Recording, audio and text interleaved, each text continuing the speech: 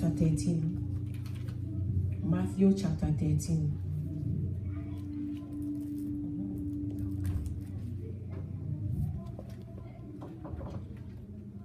Matthew 13. We're going to start reading from verse 24. Amen. Father, bless us through your word. Every time we come in your presence and receive a word from you, Lord, it is to bring life into our lives. So I ask you that in every area of your people's life that there has been death, darkness, let there be life. Let there be light through your word in the name of Jesus. For the word of God is life, is spirit, is light. Let your word come in the power of your glory. Let your word come in the magnitude of your glory. Let your word come with power to bring testimony into the people's lives. In Jesus' mighty name I pray.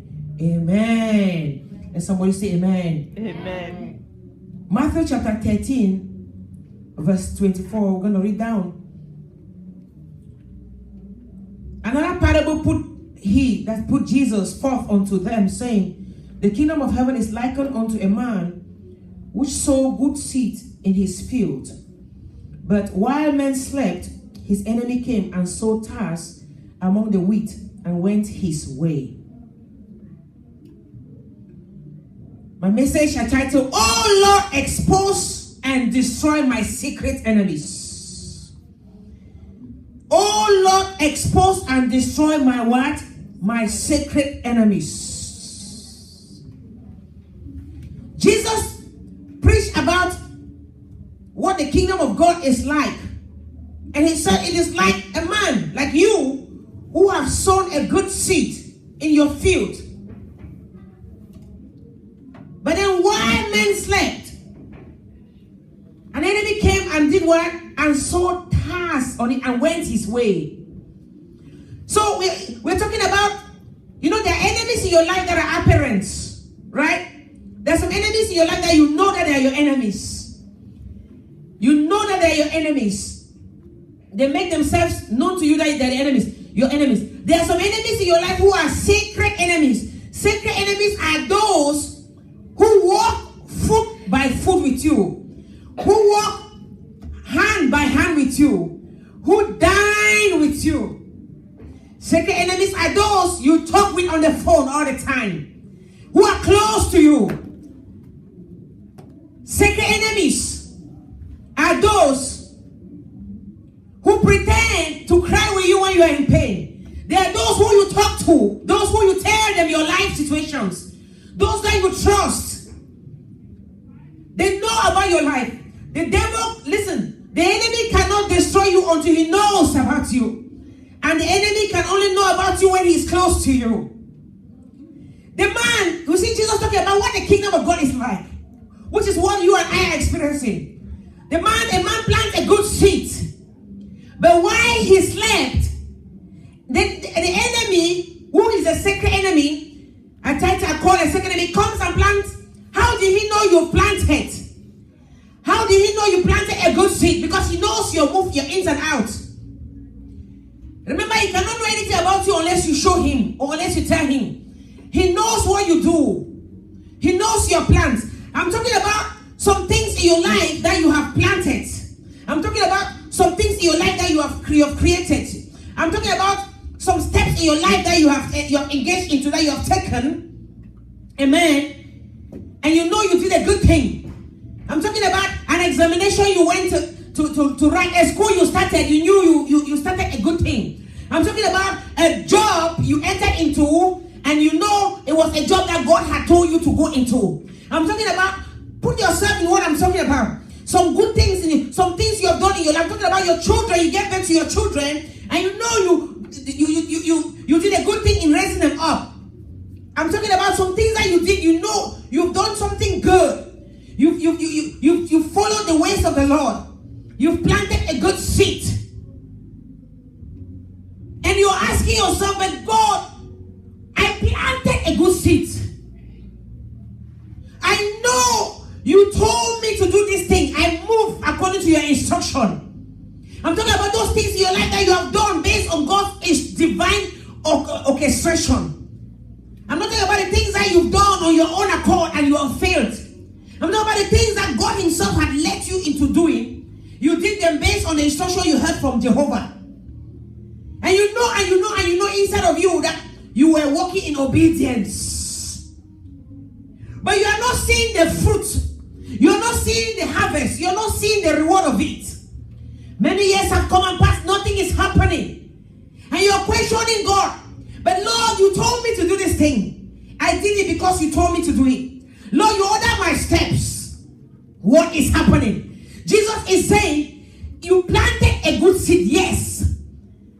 The seed has not brought forth the fruit in its due time, because an enemy, a secret enemy, after you planted that seed, after you did that thing, went after you left and planted tares.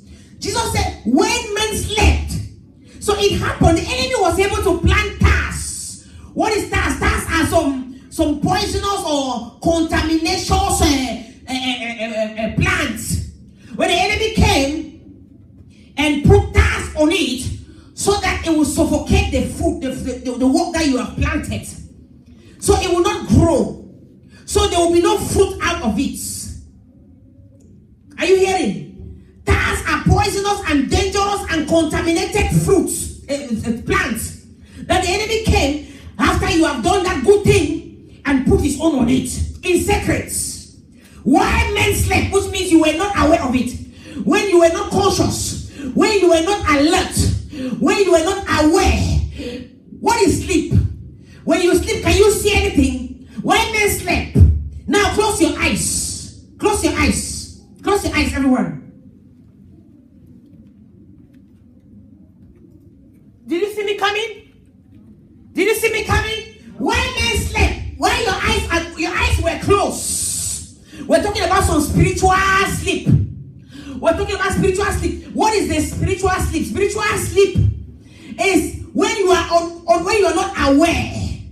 When you trust unconsciously. You open your heart to the wrong people. When you slept, they took advantage of your weakness. They took advantage of your sleep. Because they know they have done something to make you believe in them. While you slept, they came and they did what? They planted us and they went their way. And when they went their way, all they have been doing is they have been watching. They have been watching to see that seed die. Watching to see that seed that you have planted not germinate. Watching to see you fail in that job that you have entered into. Because they know they have done a damage to it. But Jesus says that is what the kingdom of God is like. Because you planted a good seed, your harvest has not yet come, because somebody has done what? Has destroyed your harvests. I'm going with you somewhere. Go with me to hallelujah. Go with me to Hezekiah, to 2 Kings chapter 20 verse 12. 2 Kings chapter 20 verse 12. Rakobasata. Why men slept? You're questioning. Lord, I did a good job. This job I started well. This school I started well. What is happening? A secret enemy. Are you there? Amen. 2 Kings chapter 20, verse 12. And so in 2 Kings chapter 20, there's a king of Israel called what? Hezekiah. Hezekiah, the Bible says he was very sick. He was very sick. He was what? Very sick. So that was his time where he slept. Hezekiah was very sick. And he had a friend who was the king of Babylon. Was Hezekiah's friend. Amen. In 2 Kings chapter 20, if you read down from verse 12, the Bible says, at that time, Berodach Baladan, the son of Baladan, king of Babylon, he sent letters and a present unto Hezekiah, for he had heard that Hezekiah had been sick. The king of Babylon was Hezekiah's friend. Amen. He heard that's a secret enemy. He heard Hezekiah was very sick. of course, to show him solidarity, he sent men with a letter of good words. Right? A good letter. I heard you are sick. You know, good news letter. Get well, your friend. We're praying for you here. You know, we love you. Amen. And he sent letters with the men and what? And presents. Child of God. Hezekiah, when he saw the letters and the present, read further down what happened. The Bible says Hezekiah hearkened unto them, and he showed them all the house of his precious things, the silver and the gold, and the spices and the precious ointment, and all the house of his armor, and all that was found in his treasures. There was nothing in the house, nor in all his dominion, Hezekiah did not show them. You see that? What does the next verse say? Then came the prophet Isaiah unto King Hezekiah. Amen.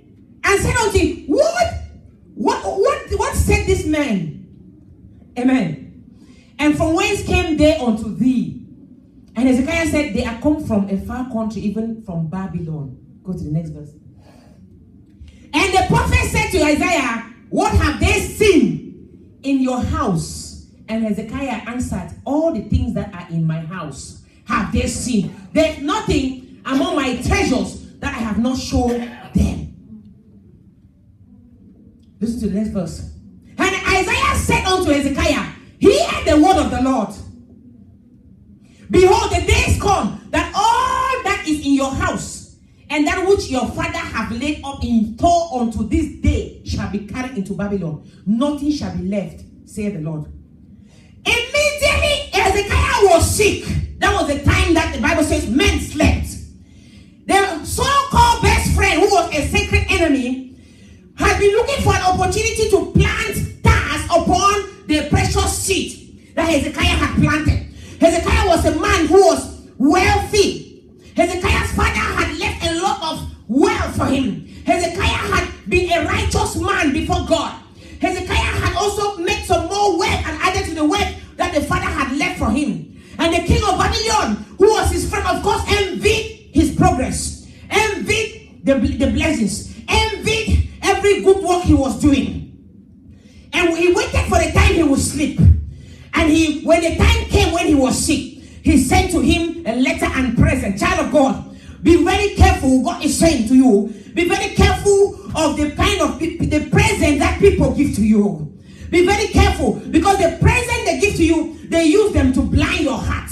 They use them to put you to a deeper sleep. They use them to make you not to see what their intentions are against your life. Be careful what people give to you. Be careful what people give to you. I'm talking about people who are your close friends, people who are your close relatives, people who walk with you day and night, people who commune with you, people who dine with you, people who talk with you all the time. Be careful.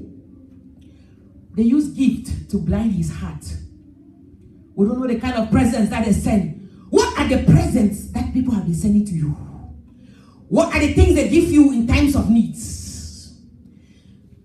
Present. Let me ask you a question. If a child has done something good, you give the child you buy the child a present. Would that child not be very happy? Would that child not want to do? Would that not reinforce that behavior?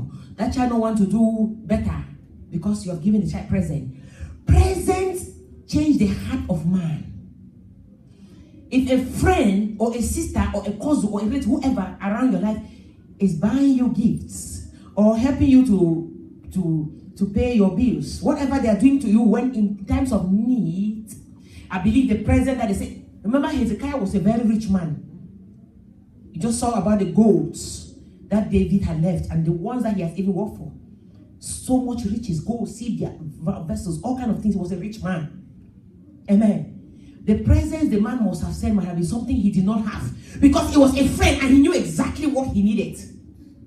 It must have been something precious to him that made him to be so happy and moved to take them into his house and begin to expose himself, show them what he has.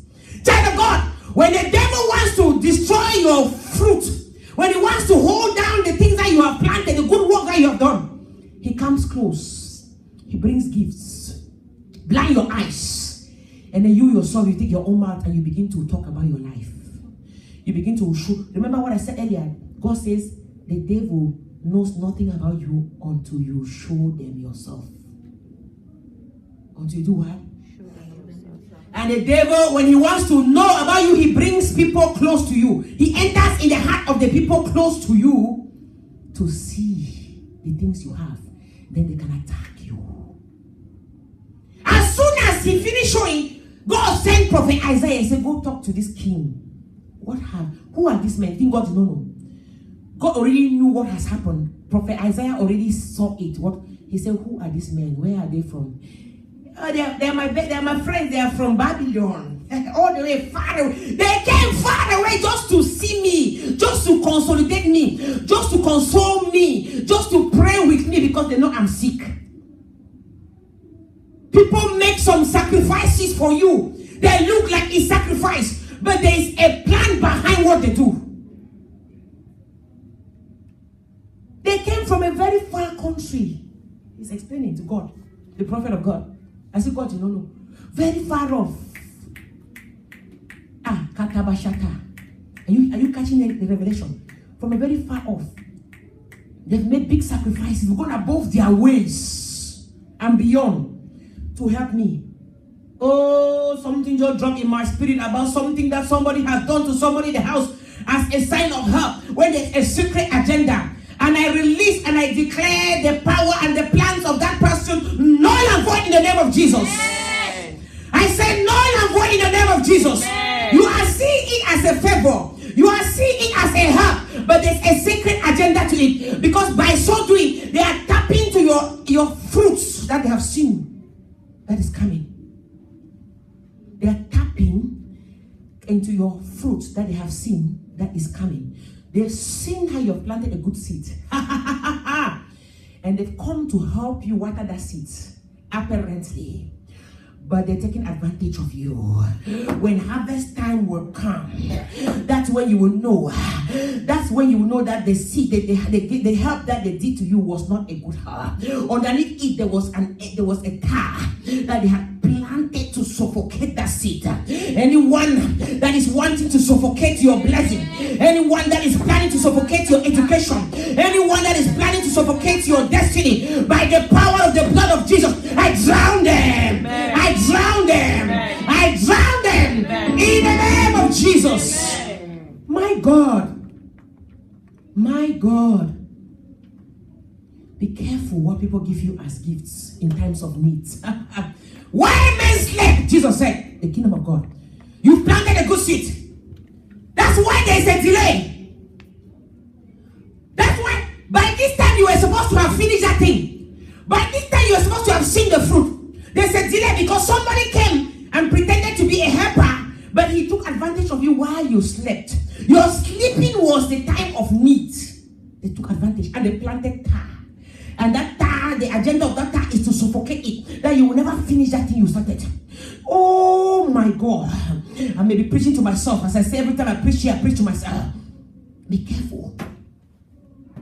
When people buy you handbag, they know exactly what you need. They come close to you. They see your house. They see your resources. You even tell them what you have.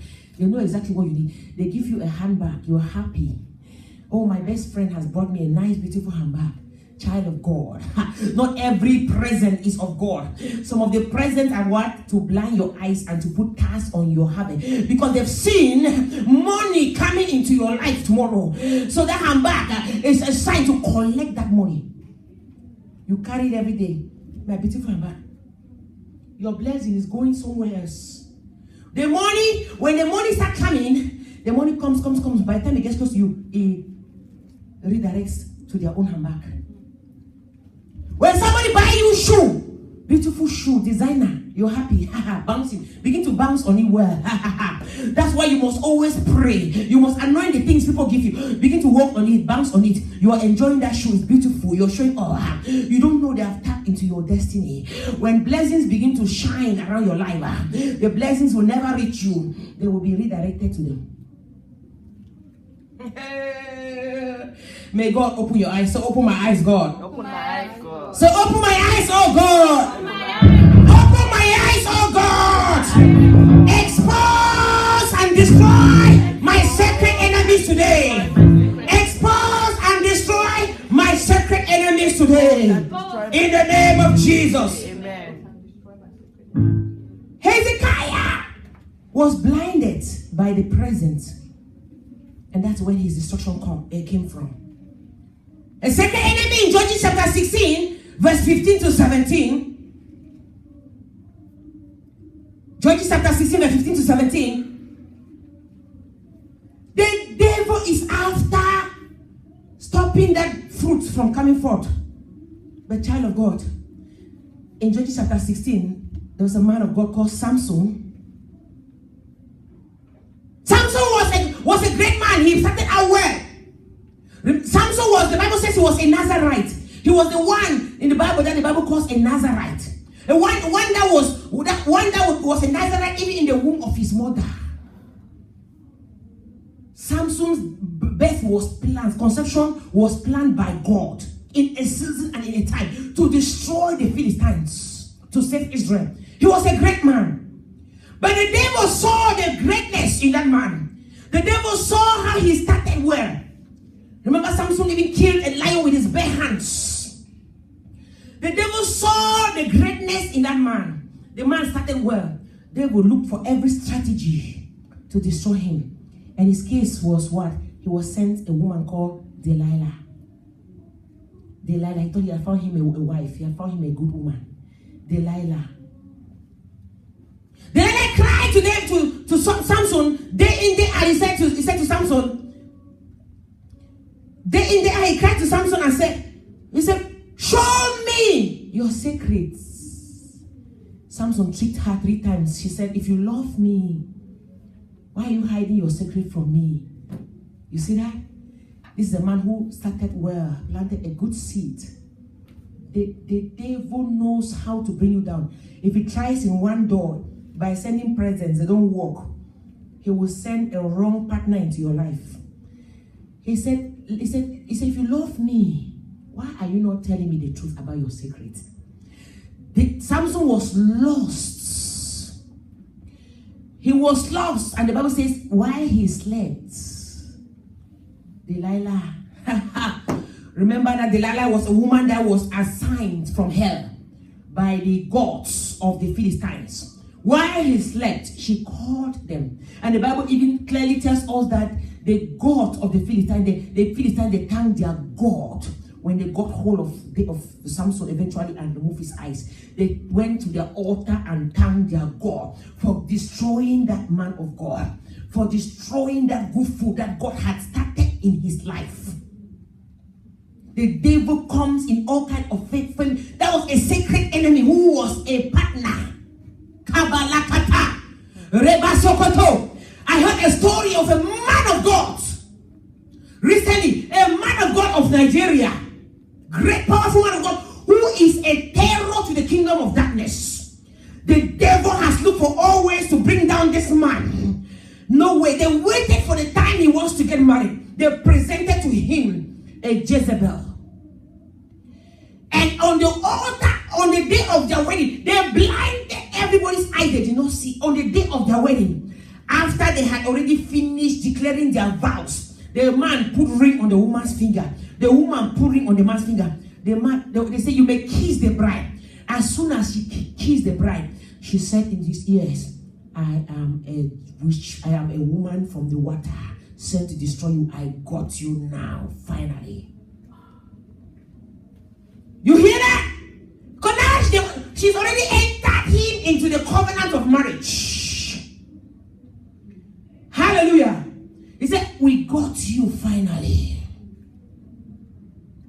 Are you hearing that? The man was a terror to the kingdom of God, of darkness. The devil is a bastard. May God expose those secret enemies in your life.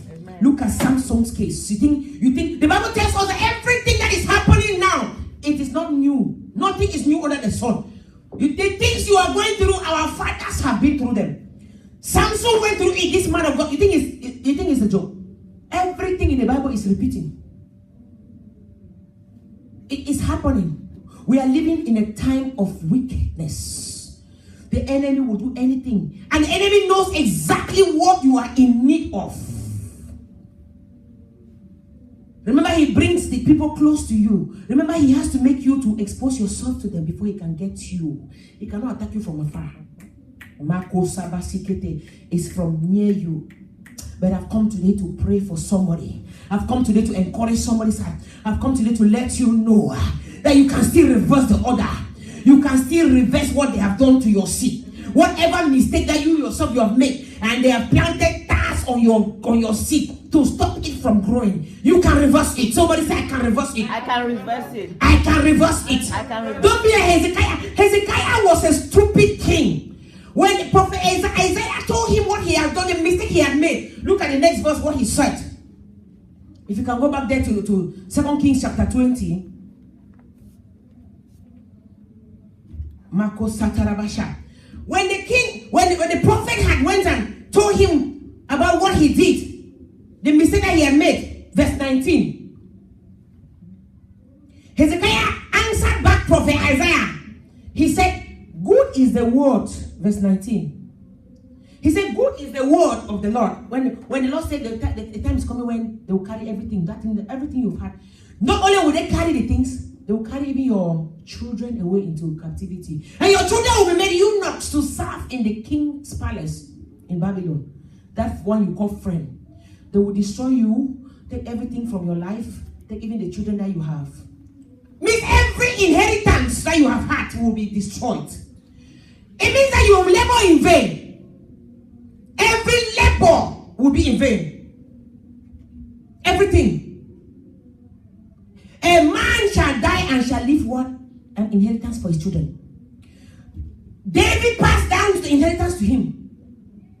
He has to pass down to his children. But the enemy, because of his mistake, will come and carry it all away. And even his children, they will collect even the children and make them eunuchs. Look at the response of a king. He said unto Isaiah prophet, the prophet Isaiah, he said, good is the word of the Lord which you have spoken. And he said, it is not good if peace and truth be in my days. He said, is it not good if truth and peace be in my days? Are you hearing that? Is it not good? So he said, he validated what God has said. He left it at that. He said, yeah, let it be so. I don't care. As long as I live peacefully and happily. But as long as it is transferred but to my children, I don't care. Some things you are suffering today is because of your father's stupidity. Because of your mother's stupidity. Amen. Hezekiah, who was sick unto death. Remember, in the beginning, he was sick unto death. And the prophet Isaiah came to him and said, don't say the living God, set your house in order because you are going to die. When he heard it was about him, he cried. He said, oh God. He began to quote what he has done. The Bible says Hezekiah had brought water into the city. There was no water. People were suffering. Hezekiah had brought pipes and made water. Water was flowing into the city because of Hezekiah. He was a man that took care of the poor. He said, God, I have been a good man. I brought water into the city. I took care of your work. I sought your kingdom. How can I die so young like this? God had sent the prophetic word, you will die. Through the same prophet. He went to God and cried. And God said, prophet, but I said, prophet Isaiah, go back and tell him he will not die anymore. I've seen how he's crying unto me. Instead of him dying, he will not even live at the age of 70 to die. He will die even at 85. 15 more years. Prophet went back. Thus said the living God. Because you have cried unto him, the prophetic word is reversed. This is a new word for you. When he came now to another prophetic word of his stupidity, you see how when men slept, there's a spirit of slumber, spiritual slumber, that the devil has released upon the church of God to blind our minds to a point where we will not see. Like that man of God that was married, that was a man who was a great man of God and a terror to the king of darkness. And he was marrying a woman, until he married the woman who was an evil occultic vessel sent from hell. married her before realizing she was sent for him.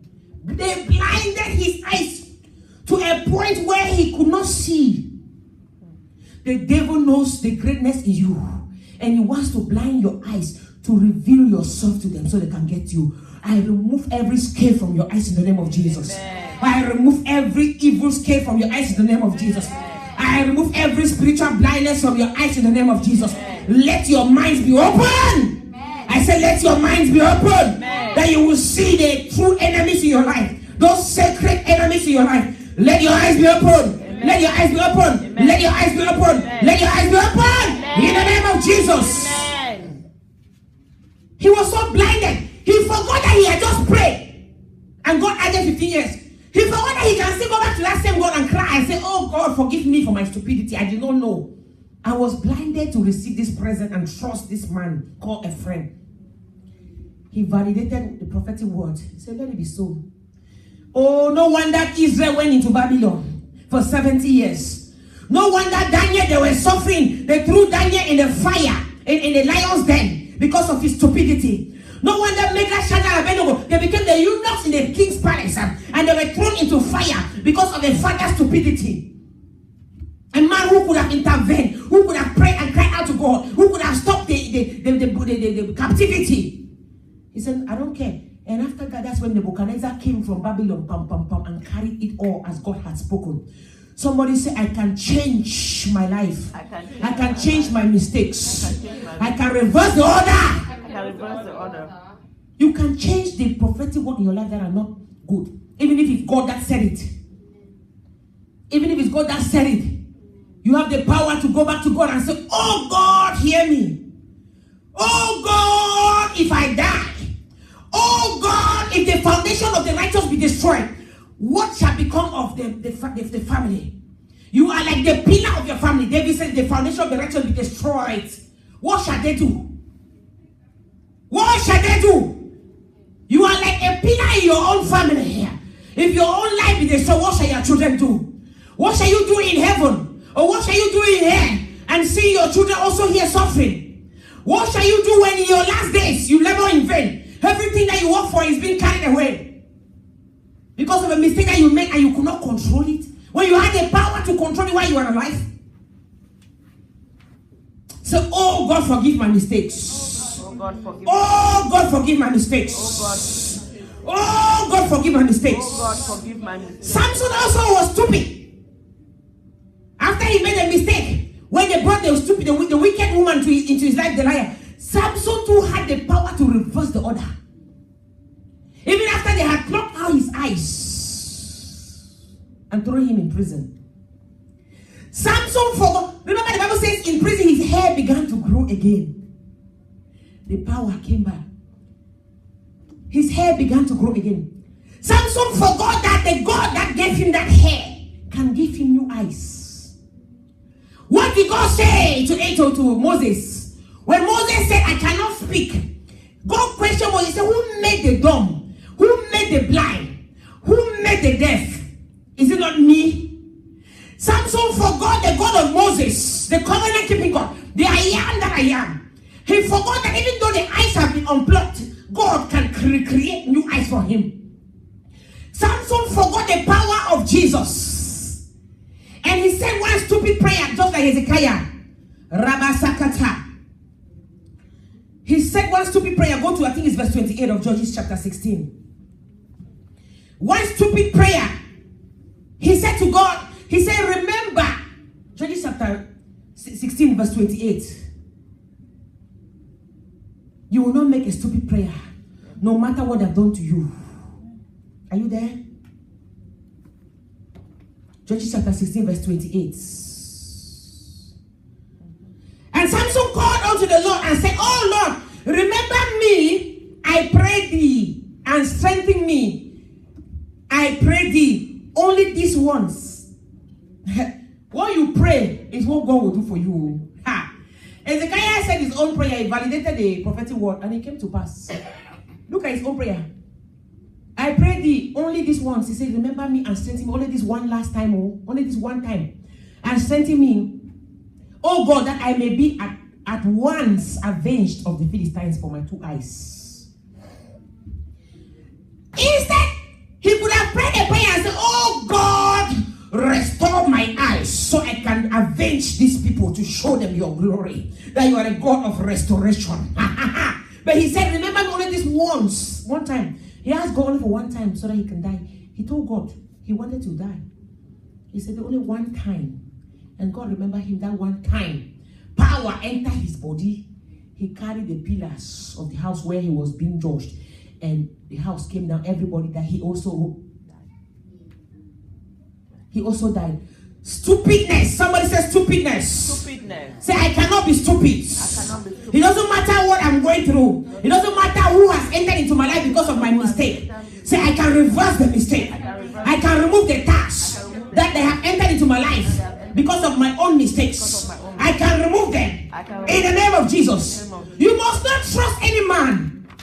Trust no man. That's why the Bible says that Jesus never trusted any man because he knew the heart of man. He was with them, walking with them, teaching them. But the Bible says he trusted no man. The Bible says, cursed is he who puts his trust in man. Don't trust them because of the present they give you. Don't trust them because of the love they show you. Don't trust them because of the things, the soothing words they say to you. Don't trust them because of the support they give you. Trust no man. Trust no man. Let your trust only be in Jesus himself, because he is the only one that you can trust. He is the only one that is faithful. He is the only one that can restore your life in the name of Jesus. Amen. Trust no man. Say, I will trust no man. I will trust no man. I will trust no man. In Joshua chapter 9 verse 8 to 13, in Joshua chapter 9 verse 8 to 13, the devil has all kinds of strategies that he's trying to use to bring you down. There were some men that came from the Gibeon, from Gibeon land. They came and they told Joshua a lie. They said they came to serve them because they have heard about their God. What he did to the Egyptians and all the Amorites and all the enemies. Amen? Amen. They came, they said we came from a far what? Country. Listen, they heard that this God has planted a good seed in the life of these Israelites. They are going somewhere. They heard. They use wisdom. They say, let us come and pretend that we want to be servants. The devil knows exactly what you need. In Samson's case, he needed a woman. They sent him one. In Hezekiah's case, he needed some presents. They knew that he loved good things. They sent him just what he wanted. What is it that the devil knows that you are in need of right now, that he's sending into your life to destroy you? The Gibeonites, they knew that Joshua, they were going to be happy to get more servants, people to help them, because they needed help as they were going to fight the enemies to possess the land. They came and they knew that they needed servants, and they just presented themselves as servants. They said, we can clean your car for you. We can fetch you water. We can go to the farm and cut you wood. We can do the small jobs in your house for you. We can do those dirty jobs for you for free. We want to work with you because we have heard about what your God is doing. Joshua, because they were desperate for help of servants, Joshua heard, and what did he do? Joshua immediately received them and entered into a covenant with them that could not be broken in the name of Jehovah. And the Bible says, many years after they found out later, when they could not reverse, and many years after, now the Gibeonites, they possessed the land of the Israelites. They could not kill them because of the covenant that Joshua had entered into with them. Many years after Joshua was gone, in the days of King David, they are now partaking of the inheritance of the Israelites when it was not supposed to be so. What was supposed to be yours, now they're sharing with you. King Saul, no wonder King Saul saw it, and when he heard the story, he got angry. He began to kill them one by one. And when God saw it, God got angry for what King Saul was doing, because it was a mistake that was done by your grandfather, your great-great-great-grandfather. They did not correct it back then. You think you can correct it now? Great-great-grandfather. Joshua did not correct it then. You are killing them. When you had entered into a covenant in my name, you will not kill them. Now you're killing them. God caused famine in the land. For 3 years, there was no food, no water. People were suffering. David went and cried to God, God, what is happening here? David was the one that brought an end of that famine. Because he cried to God. Child of God, you will cry to God today. It doesn't matter what mistake you did or your fathers or your forefathers did, that your harvest is not coming forth. It's not springing up because of the task that they made back in your generation or even your generation or your grandparents' generation that is holding down your harvest. Every step of your life is a struggle. It's a struggle. It's a struggle. You know you're supposed to harvest your fruit by this time, but yet you are not seeing it. You're going to cry out to God, and God is going to open your eyes and give you an instruction today what you should do. When David cried out to God, God gave him an instruction, and he obeyed the instruction, and rain came. Child of God, after today, when you cry out to God, rain will come in your life. I said famine will cease from your life. I said famine will cease from your life. I said rain will come in your life. In the name of Jesus. Say, I can reverse the order. I can reverse the order. I can reverse the order. I know as children of God, the devil knows how to take advantage of us because he knows your heart. He knows your heart, right? Over compassion is not good. They said to them, the Gibeonites, they said to Joshua, they said, we came from afar. Look, even the bread we took the day we left, the bread has become hard. We took this bread, it was freshly made. The bread has become so hard. We came so far just because we want to serve you. Look at our shoes, how they're all like ripped off from journeying, the long journey, when it was all lies. And they took advantage of their heart. Say, over compassion is not good. We must be compassionate, but over compassion is stupidity. Let the devil not take advantage of your over compassion for them in the name of Jesus. Over compassion is stupidity, and desperation is stupidity. Amen. The devil will not take advantage of your desperation in the name of Jesus. Amen. Whatever you are facing, whatever you want, because he knows exactly, remember I said he knows exactly what you really want, what you are in desperate need of. And that is the moment that he knows how to present to you what you want. Remember what happened to Jesus? When Jesus went to the wilderness, what was his temptation? Jesus had no food for 40 days, no water, nothing. The devil knew he was desperate for food. He was hungry at that time. He knew what he was in need of at that time, at the end of his fast. That's why he presented to him the stone. And he said, turn it to bread and eat. And Jesus could have turned it to bread, but Jesus stood on the word of God. And when he stood on the word of God, he showed the devil, I may be hungry, but I am not going to command this to turn into bread. Man cannot live by bread alone, but by the word of God. The devil knows what you are in need of, what you are desperately in need of. But you can stand on the word of God and you declare and say, I'm not going to collect from you because it is God that is going to be my reward and my real reward.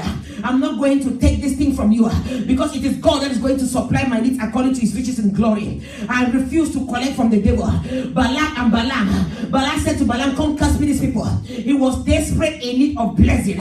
That's why he got up and he was going. But God stopped him. But Balak lied. He had said before, he said promotion does not come from man but from God. Even though he spoke, he did not mean in his heart. That's why he got up in the morning when God had not said go, and he began to go. Child of God, remove your eyes from the hand of man and set your eyes on the hand of God, because man will bring evil blessings upon your life, blessings that will hold you as stars, that will suffocate you to the end, the blessings that will bring you down to a pit of hell. But if you keep your eyes on the Messiah, if you keep your eyes on Jesus, he's the one that will give you good things. He's the one that will give you good promotion. Amen. In the name of Jesus. Amen. Hallelujah. Hallelujah.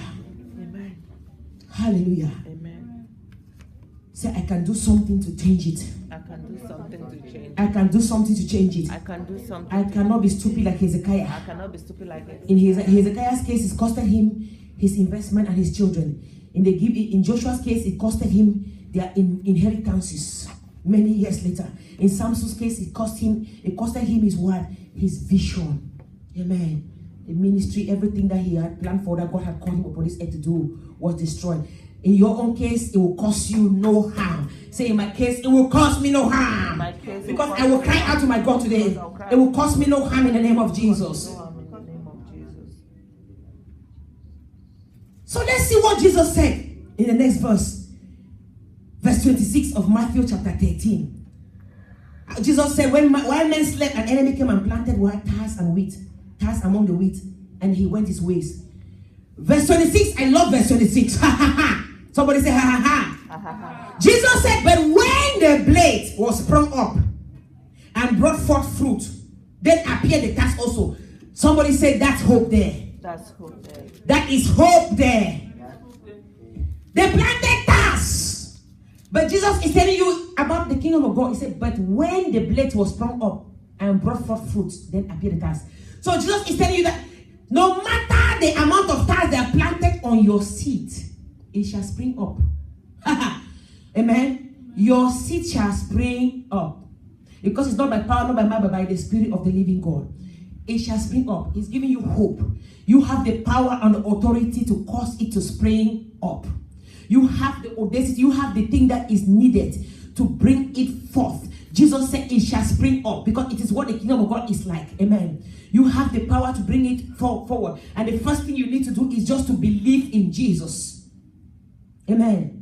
The first thing you have to do is believe in Jesus. Hebrews chapter 3 verse 18 to 19. Hebrews chapter 3 verse 18 to 19. You must believe in Jesus. Jesus said in verse 26, he said a word, when the blade sprung up. Hey! Say my blade will spring up. My blade will spring up. When the blade sprung up, my blade will spring up. And he says that the enemies also appear. So the person that did what they did shall be exposed. Amen. In this season, I prophesy between today till December, the seeds that you planted on a good ground, all of them will spring up. Amen. And as they spring up, they will spring up with the enemy. Amen. The enemy shall be exposed. Amen. In the name of Jesus. Amen. Listen, the enemy's agenda was to suffocate it, was to crush it, not to grow. But listen, there's a power that is greater than the power of the enemy. For greater is he in you than they against you. When they came and they planted tares on the fruit, it was on the seed. This is what the task is doing. It's holding it. No wonder your life is a struggle. It's holding it, and you are pushing on the left. You are looking for every part. You're looking for every way to pass to grow, for every door to come out. This is where you're struggling. You're pushing. The enemy is holding. The tasks are holding. They're holding. That you're not going to grow. But listen, as you have been pressing on, you have been pressing on every day, believing in God, pushing your faith forward. That's why you are able to push through and come out. You know why? Because the God that you serve is a big God. He's a mighty God. That's why the Bible says, greater is he in you than they against you. Greater is he in you than the task upon your life. Because of the greatness of Jehovah that is in you, the fruits will begin to spring up. Amen. So you must believe in Jesus, because it is he that does the work. It is he that does the work. When you don't believe, you cannot harvest. When you don't believe, no matter the struggles, everything you do in life, you're struggling because of the tasks trying to suffocate you. You're struggling, but you must continue to push. You must continue to push your faith. Means believing in God. If you don't believe in him, what will happen? You will not harvest the fruits. It will not come. Listen to what the Bible says in Hebrews chapter, what is that? 3 verse 18. And to whom swore the Lord, that they should not enter into the rest, but them that believed not. You see that? So God swore to our fathers when they were in the wilderness and they were being tormented by tares. Amen. They had planted a good seed on the good ground, but problems came to suffocate, and they became discouraged. When they were being tormented, the Bible says that God caused them not to enter into the promised land, not to harvest, because God swore. He swore. How many times do you see God swear in the Bible? The Bible says he swore that they will not enter into the promised land because of their own belief. So believing in God. I think I'll preach a message one day of the belief, the importance of believing in God. Believing is a key. For the Bible says, for God so loved the world, right? John 3:16. God so loved the world that he gave his only begotten son Jesus, that whosoever believe in him, are you not whosoever, shall not Perish. but have. Everlasting life. Why did he put perish there? Because the devil's job is for you to perish. The devil's job is for you not to testify. But if you believe in Jesus, the Son of God, you will not perish, but you have everlasting life. Jesus said, I am the resurrection and the life. He said, anybody that is dead, if you believe in me, you shall live again. That's why I'm here to tell you that every dead situation in your life, everything that the task thing they can do, that they have held down your blessing, the thing shall begin to come forth again if you believe in God. If you only believe. Because Jesus said when the blades sprung up, you will spring up. Whether the devil like it or not. I say you will spring up. Amen. Whether the devil like it or not. If you only just believe, because it's not by your power or your mind. If you just believe, you will do what? You will spring up in the name of Jesus. Amen. Number 2, you must pray. You must what? Prayer. Pray. Don't joke with prayers. Christians nowadays, they don't pray. The devil has come with all his power and all his great wisdom. But Christians are not bringing forth their own prayer. They're not intensifying their prayers. Jesus said men ought to pray always and not to faint. Why did he say that? Prayer without ceasing is very important.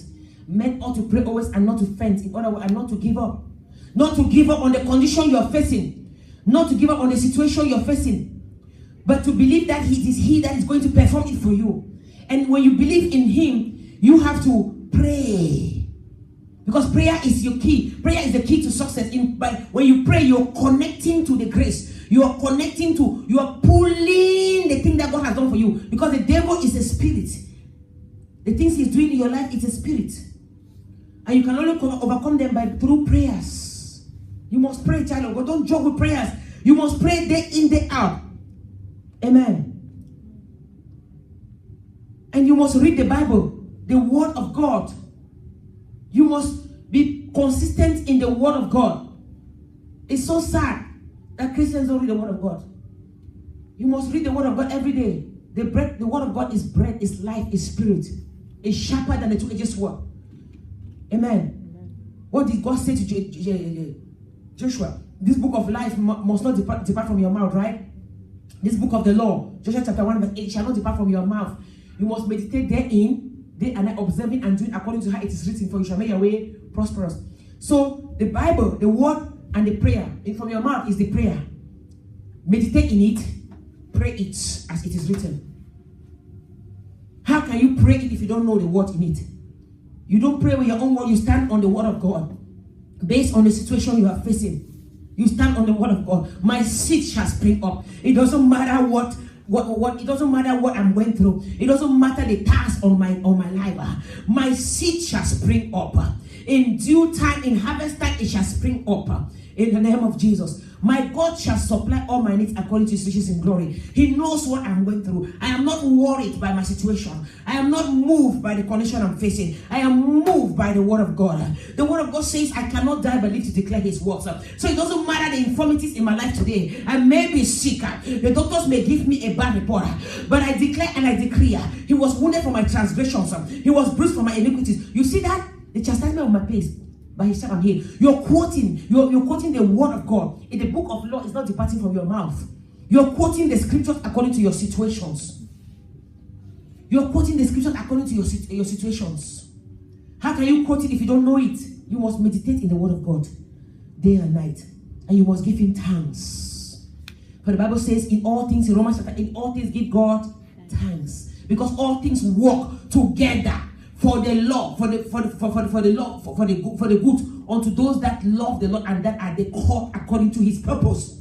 All things work together. He said, in all things give God thanks, because all things work together. All will work together for your good. Because you love the Lord, it will work together. Give him thanks in all things, in every condition. Thank you, Lord, because you are with me. Those situations you overcame, do you think you overcame them by your own power? You overcame them because of the power of the blood of Jesus, because Jesus was on your side. Amen. All things work together. God is making it work together for your own good. God is turning the situation for your own good. You must pray. You must meditate in the word of God. You must pray the word of God. You must believe in the word of God. You must give God thanks, and then he will bring it to come to pass in your life.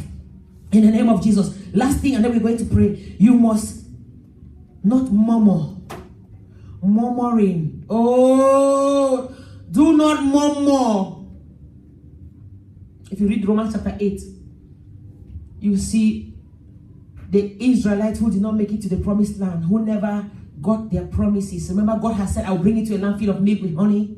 And they went, Caleb, they had gone forward and they saw the land, it was beautiful. They even picked some fruit of the land.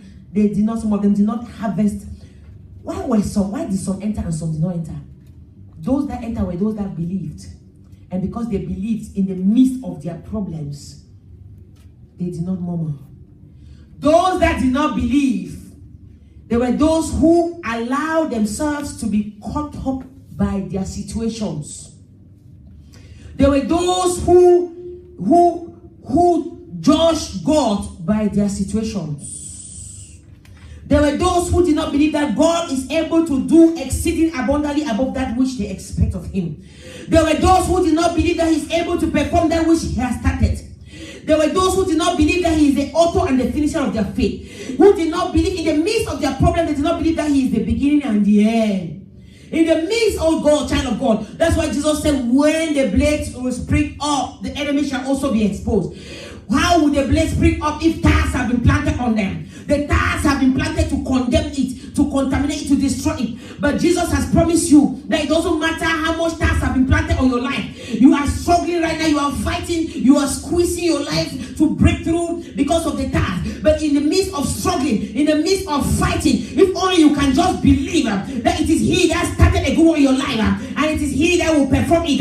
If only you can just believe it, you will see it. If only you can just believe it, you will not be discouraged. Because when you don't believe it, discouragement enters. And when discouragement enters, and that's the assignment of the enemy, his job is to kill, steal, and destroy. And his main task is to kill your faith, to kill your believer. So when he brings discouragement, when you are discouraged, the next step is you begin to murmur. They murmured in the wilderness. That's why God said they will not see the promised land. They will not enter. They will not enter. When you are discouraged, trust me, if you let discouragement set into your heart and the sun set on it, whether you like it or not, you must murmur. I don't care whether you are a pastor, you must murmur. The word of God is powerful, child of God. That's why, let me go back to the word of God and tell you that if you don't meditate in the word of God, discouragement will destroy you. Every time I feel like discouragement is coming over any area in my life, I go to the word of God, and guess what? It lifts up my heart. It's like, don't you dare.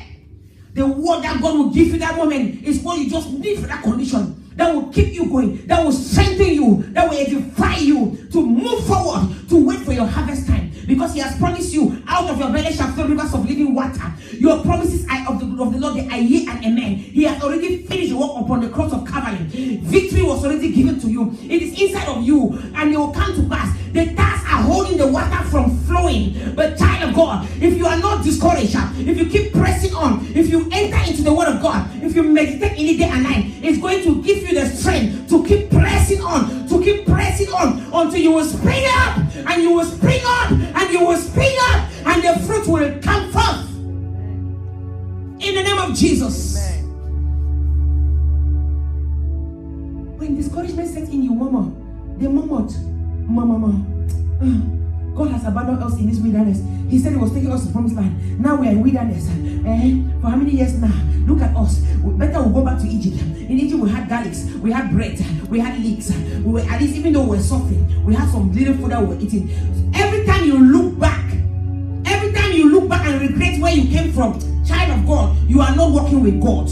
Every time you look back and you admire where you came from, child of God, you are not walking with God. It doesn't matter where you came from. You might have come from a place of suffering that to you it looked like it was better than where you are. You may be in a place right now which is worse than where you came from. But let me tell you, God is taking you to a better place. Don't look back. When Elijah met Elisha said, "Let me go back and say bye to my father and my mother." He said, "How can you touch the plow and look back again?" Child of God, every time you look back, you're looking back to destruction. When Lot came out of Sodom and God said to them, he said by the mouth of the angel, he said, "Don't you look back, just keep forward. Don't look back, because when you look back, you begin to see the things that you don't need to see." And the wife did not listen to the voice of God, and she looked back and became a pillar of salt. Child of God, when you look back, you become a destruction to your own self, because you begin to murmur.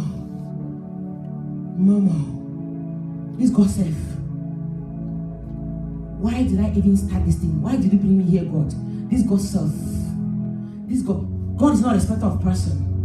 I may preach for 50 years of my life, and if I look back at the end, I will rot in hell.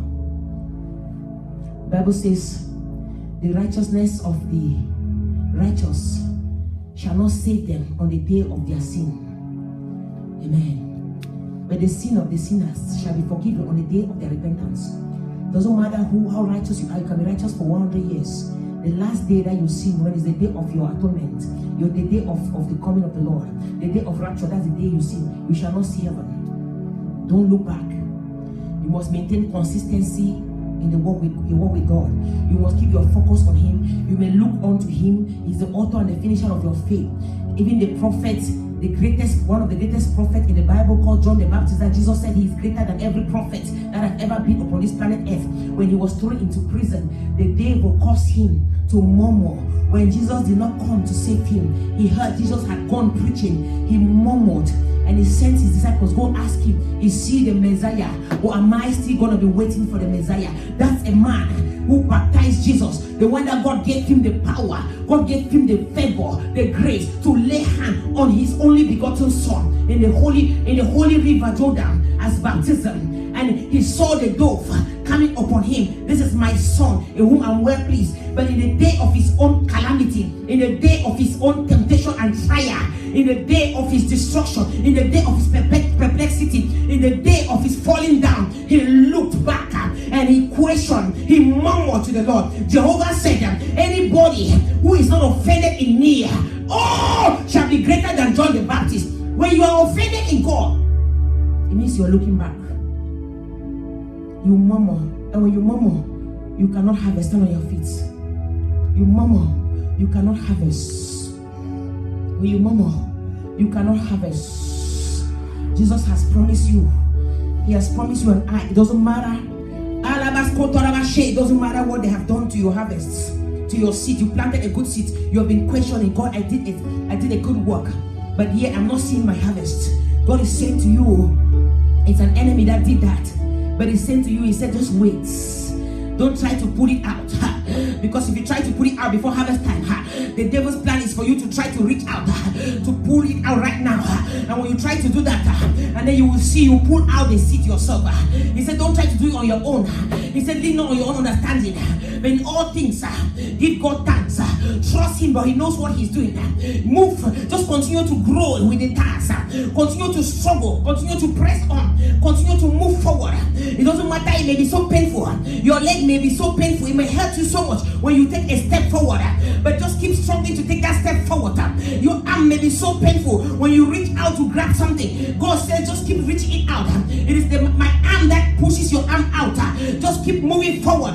Keep your eyes forward to the work I've called you to do. Keep your eyes forward. They might have come as secret enemies to destroy that harvest, but I'm here to tell you, the harvest will come to pass. The fruit will come to pass. He says, allow it, let them grow together unto harvest time. And in the time of harvest, he said, I will say to the reapers, gather ye together first the task, and bind them in the bundles to burn them, but gather the wheat into my barn. Child of God, God is going to be gathering your wheat into his barn. He's going to be gathering your harvest into your own barn. That the devil thought harvest will not enter into your barn. If only you can continue to believe in God, if only you can continue to press on, he's going to gather into your barn, and he's going to gather the dust, and they're going to be cast into fire. As they've been waiting to see you die, they've been waiting to see you destroyed, they've been waiting to see you be mocked at, they've been waiting to see you be ashamed. God is telling you, he already bore your shame upon him on the cross of Calvary. Oh, you cannot be ashamed again. Instead of your shame, you shall have double honor. You cannot be ashamed. You cannot be ashamed. They want you to be a curse. Jesus already bore your curse on the cross of Calvary. The Bible says anything that is hung on the cross is a curse. He became a curse for you to be blessed. You cannot be cursed. They can try to destroy you. They cannot destroy you because God has already planted you. He has already blessed you. Nobody can destroy you. Nobody can root you out. Nobody can curse you. Oh, you are the blessed of the Lord. Just allow them to grow. Just keep moving forward, looking not backward. Don't be moved by the situation. Don't be discouraged. Let your heart be set on Jesus, who is the author and the finisher of your faith. Be strengthened today. Be encouraged today. Moving forward, backward never, and forward ever. Open your mouth now and just begin to pray. Begin to declare, I am moving forward. I'm moving forward in the midst of the task. I am moving forward because I hear the Lord saying to you, it's just in a little while, and the fruit shall spring forth. Just in a little while, you're almost at the finishing point of your race. It's just in a little while. Don't try to root out the task right now. Don't try to root them out. In a little while, your tears shall be wiped away. In a little while, the enemy shall be exposed. In a little while, they shall be consumed by fire. In a little while, just keep pressing on. Just keep pressing on. Just keep pressing on. Hey, it is not by your power or mind, but by the Spirit of the living God. It is God that is doing for you. It's Him that is working in you. It's Him that is working in you. Just keep pressing on. Come on, begin to pray. I am pressing on. I am not being discouraged.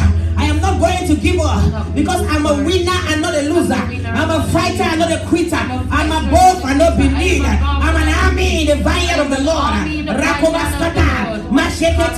I cannot lose my harvest. I've come too far to quit. I've come too far to quit. Rabo Sokoto.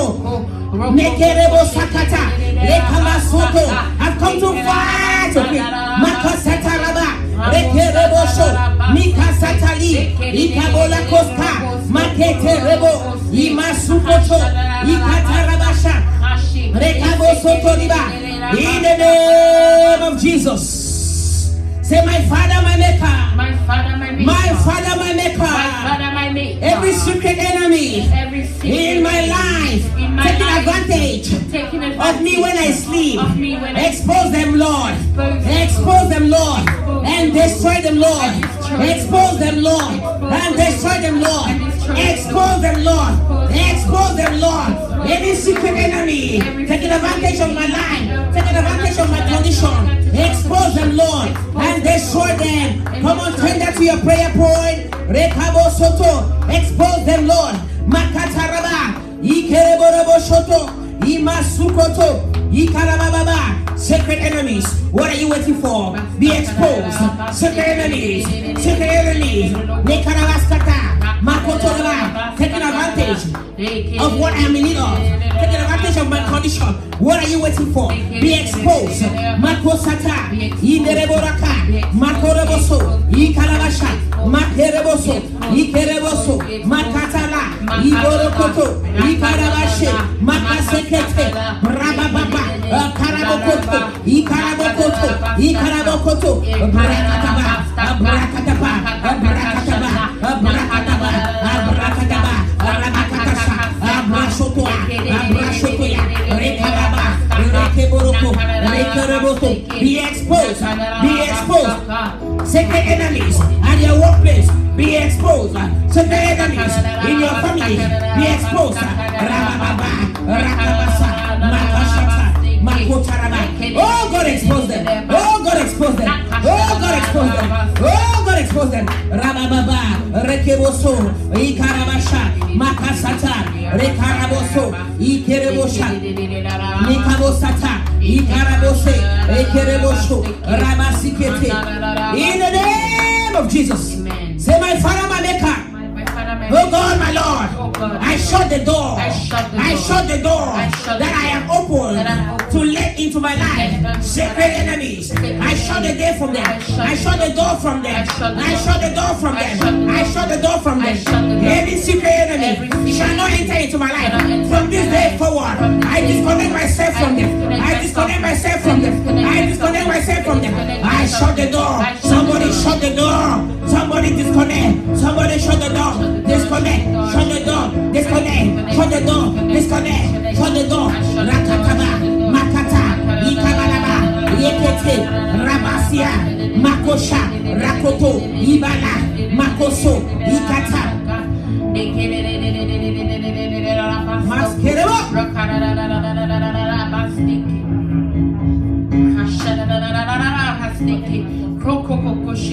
Rekerebaso.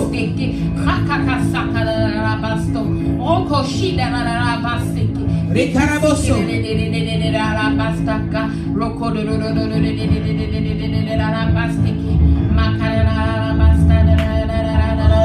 Thank you, Jesus.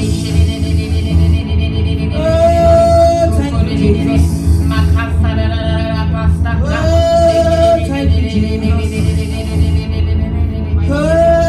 Thank you, Jesus. Two words I hear the Lord saying to you. Somebody in the house. Two things I hear the Lord saying to somebody in the house.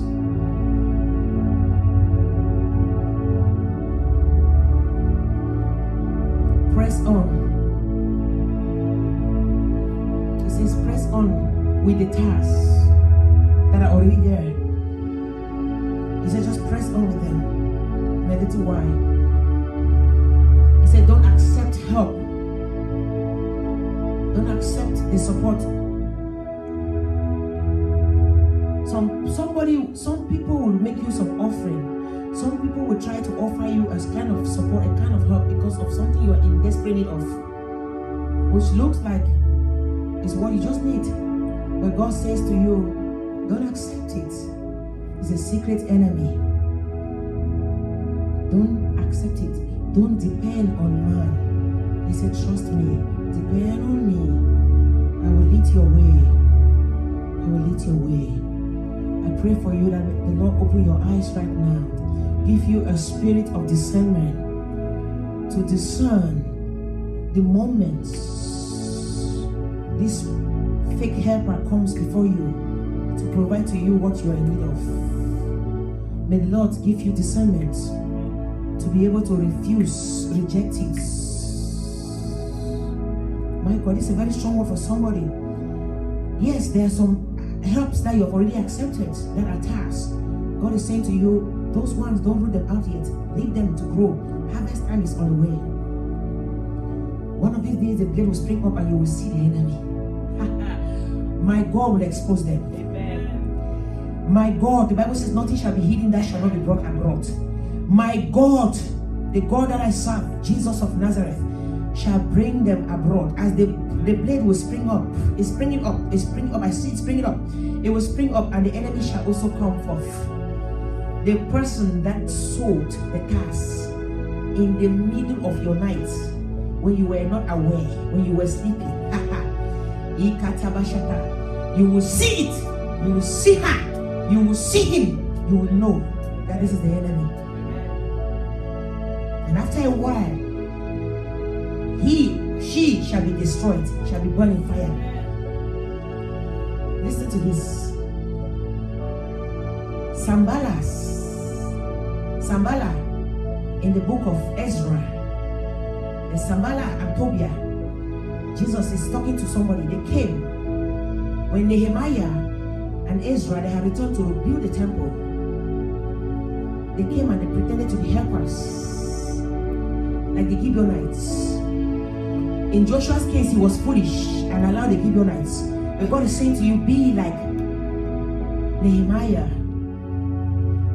As a matter of fact, the spirit of Nehemiah, may he enter into you right now in the name of Jesus. The a strong spirit of discernment. Nehemiah was a man of God who discerned strongly and powerfully. Receive that spirit of Nehemiah right now. Nehemiah, when they came and they pretended like the Gibeonites to want to help them, they were desperately in need of help. But they looked, Nehemiah looked in the spiritual realm and saw their intentions were not good. And he shut the door from them. And the temple was rebuilt at the end. Oh, God is saying to you, don't accept the help from the people. May God give you that spirit of discernment, that you will not accept that help, and that you will struggle on your own with God. You will struggle on your own with God and wait for Him in your due time. And wait for Him in your due time. For your harvest to come to pass. For your harvest to come to pass. For your harvest to come to pass. For your harvest to come to pass.